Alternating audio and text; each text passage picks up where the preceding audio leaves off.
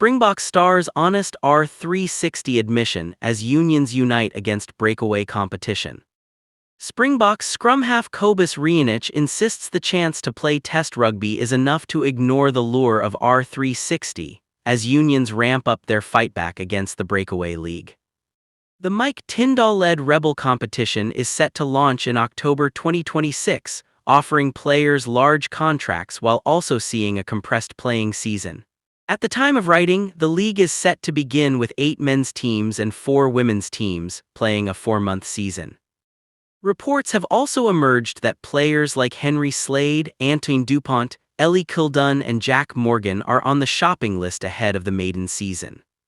Participation in R360 would make them ineligible for international selection. However, leading unions have since said players who join the project will no longer be eligible for test selection. As a group of national rugby unions, we are urging extreme caution for players and support staff considering joining the proposed R360 competition.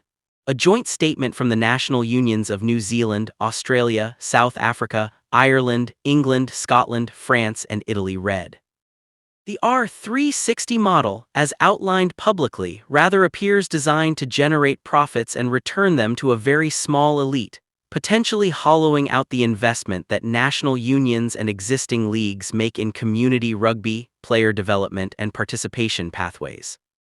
International rugby and our major competitions remain the financial and cultural engine that sustains every level of the game, from grassroots participation to elite performance. Undermining that ecosystem could be enormously harmful to the health of our sport.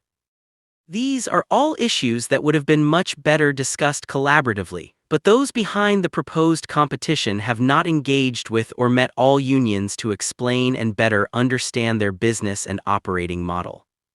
Each of the national unions will therefore be advising men's and women's players that participation in R360 would make them ineligible for international selection. With Test rugby now officially off the table for any player who joins R360, it leaves some of the biggest names with a huge choice to make. The boys know where we want to go.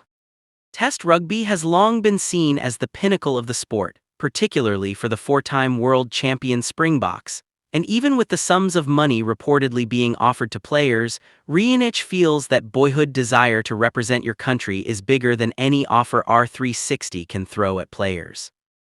"What we play for here is unreal and is every boy's dream.